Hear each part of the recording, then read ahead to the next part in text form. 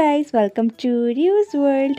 তো গাইস, আজকে সকালবেলা উঠেই স্নান করলাম। আর যখন আমি স্নান করছিলাম তখন কোথাও একটা কীর্তনের আওয়াজ পাচ্ছিলাম। তো তারপর স্নান টান করে যখন পুজো করব বলে এই রুমে আসলাম, তখন দেখি মা অনেকজনকে ডেকে নিয়ে এসেছে।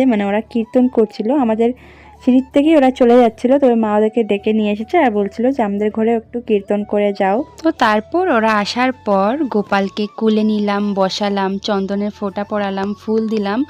আর ঘরে বাতাসা নকুলদানা ছিল, তবে হুড়াতাড়ায় দিতে ভুলে গেছি।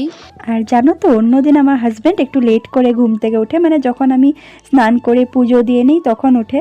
আর আজকে যখন ওরা আসছিল তো মা ফটাফট মশারিটা খুলে দিয়েছে। তারপরে আমার হাজব্যান্ড যতটা পেরেছে ব্ল্যাঙ্কেট উইঙ্কেট সাইড করে নিয়েছে আর তারপরে এই ভিডিওটা শ্যুট করেছে। আর দিয়েছেও ইনফ্যাক্ট, বাট ওরা সেটাতে খুশি না, ওরা আরও চায়।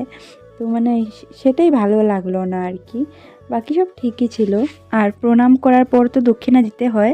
তো আমার হাজব্যান্ড পরে আমার হাতে টাকা দিল, তারপর আমি দক্ষিণাটা দিয়ে দিলাম। বাট জানো তো, একটা জিনিস ওদের ভালো লাগলো না, সেটা হলো দক্ষিণা দেওয়ার পরও ওরা বলল যে আরও দিতে। ওরা নাকি 5 রকমের ফল কিনে পুরী জগন্নাথের ওইখানে ভোগ চড়াবে, কি বলছিল। তো মা বলছিল যে পাশের ঘরে ওরাও তো দিবে, তো হয়ে যাবে, আমরাও তো দিয়েছি যতটুকু পেরেছি। তো তারপরে পাশের ঘরে ওদের থেকে নিয়ে আবার আমাদের ঘরে এসে বলছে আরও দক্ষিণা দিতে। তো সেই জিনিসটাই ভালো লাগলো না। অন্যখানে ধরো দক্ষিণা কম দেয়, বাট তাও আমরা যতটুকু পেরেছি, বলছি না যে বেশি দিয়েছি, বাট হ্যাঁ আমরা বুঝেই দিয়েছি যে অতটুকু দেওয়া দরকার, দিয়েছি। বাট তাও ওদের মন ভরছিল না, সেটাই ভাল লাগলো না। আর অন্য জায়গাতে তো 11 টাকা, 21 টাকা বা 51 টাকা দিলেও অনেক খুশি হয়ে যায়। বাট শিলংয়ে তো সবাই অনেক বাড়িয়ে চাড়িয়েই দেয়, অ্যাটলিস্ট 100 টাকার নিচে তো কেউই দেবে না, তখন জানি আমি, আমাদের এক্সপিরিয়েন্স থেকেই বলছি আর কি।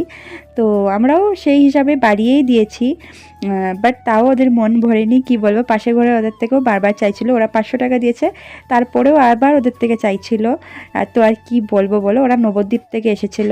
তবে যাই হোক, আমার তো এটাই ভালো লাগলো যে সকাল বেলা ওরা এসে কীর্তন করে গেল। সবার ঘরে ওরা গেছে, যাওয়ার পর যেই ঠাকুরের দীক্ষিত, তো ওই ঠাকুরের নাম গান করেই কীর্তন করা হয়েছে। আর আমার মনটাও ভীষণ শান্তি লাগছিল। আর গপুকে কুলে নিয়ে তো আমি ভীষণ খুশি হয়ে গেছিলাম। বাস বনু ঘরে নেই, বনু স্কুলে গেছে, তাই দেখে ও কুলে নিতে পারেনি। তো চলো গাইস, পুজো করা কমপ্লিট, এখন ব্রেকফাস্ট করব। আর কালকে বিকেলবেলা আমি মিষ্টিটা বানিয়েছিলাম, নিদার গোলাপ জামুন নর রসগোল্লা।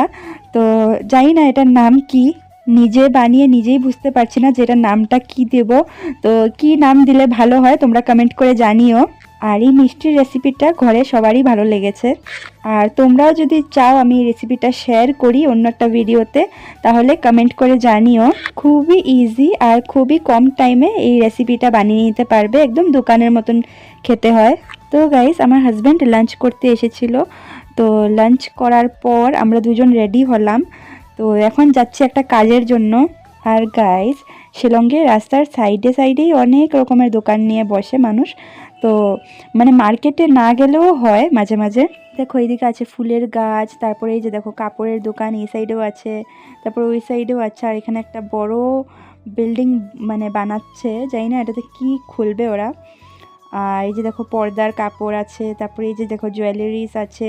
আর এই ভ্যানটাতে অনেক ধরনের বেকারি, বিস্কিট, কেক, অনেক কিছু আছে। আর এই সামনে ব্যাগ আর জুতো নিয়েও বসেছে। আর আগে তো পিবিতেও এরকমই রাস্তার দুনো সাইডেই মানুষ কিছু না কিছুর দোকান নিয়ে বসতো, বাট এখন ওদেরকে হকার্স মার্কেটে শিফট করা হয়েছে, মুডাতে।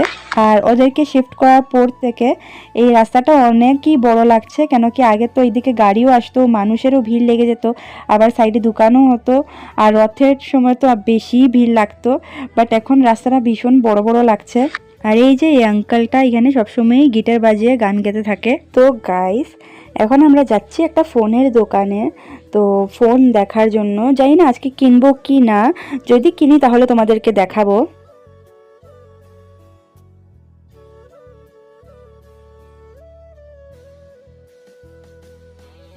তো গাইস, আমরা যে কাজটার জন্য গেছিলাম সেই কাজটা কমপ্লিট হয়ে গেছে। তো এখন তোমরা গ্যাস করো তো আমরা ফোন কিনলাম কি কিনি নাই, সেটা তোমরা গ্যাস করে কমেন্ট করে বলো। তো চলো গাইস, তোমাদেরকে গুড নিউজটা দিয়েই দেই, তোমাদের থেকে কি আর লুকাবো। তো এই যে এটা হলো ফোনটা, আর আজকে আমরা এই ফোনটা কিনলাম। তবে এটা আমরা ইএমআই এ কিনেছি। আর আমার হাজব্যান্ডের না অ্যান্ড্রয়েড ফোন আছিল আগে, তো ওই অ্যান্ড্রয়েড ফোনটা অনেক বছর ইউজ করার পরও ভালোই রয়েছে। তবে মানে মাঝে মাঝে প্রবলেম হয়, তো আমার মনে হয়েছে যে হঠাৎ করে যদি অফ হয়ে যায়, তো সবগুলো ডাটা যদি রিকভার না হয় অনেক বড় প্রবলেম হয়ে যাবে, তার থেকে আগের থেকে একটা ফোন কিনে নেওয়াই বেটার। তো তাই আমরা এই ফোনটা কিনলাম। তো এই ফোনটা আমার হাজব্যান্ডের জন্য, আমার হাজব্যান্ডের নতুন ফোন। তবে দেখো কিনেই ও আমার হাতে দিয়ে দিয়েছে আর বলে যে তুমিই নিয়ে যাও। আর আমাকে বলছিল যে যতদিন পর্যন্ত ওর অ্যান্ড্রয়েডটা চালাতে পারছে ওটা নিয়েই মানে কাজ করবে। আর এটাতে মানে বলছিল যে আমি ভিডিও পারপোজ ইউজ করতে পারি, আর পরে আস্তে আস্তে ও ডাটা সবগুলো ট্রান্সফার করে তারপরে ও এটা ইউজ করবে। আর গাইস, অনেক দিন থেকেই ভাবছিলাম যে ফোন একটা কিনতে হবে, বাট মানে পসিবল হচ্ছিল না। আজকে যেহেতু সকালবেলা ঘরে কীর্তন হয়েছে, তো ভাবলাম আজকের দিনটাই ভালো, তো আজকে গিয়েই কিনে নিই। তো ফাইনালি কিনেও নিলাম। আর গাইস, তোমরাও আমাকে সাপোর্ট করো যাতে আমিও একটা ভালো ফোন কিনতে পারি আর নিজের মেহনতের পয়সা দিয়ে কিনতে পারি।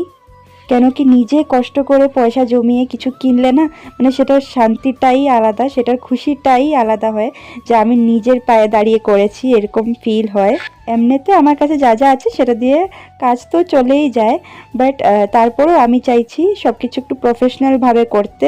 আর আমার ফ্যামিলি মেম্বার্সরা আমাকে ভীষণ ভালোবাসে, তো আমি চাই যাতে ওদেরও ইচ্ছা আমি ফুলফিল করতে পারি।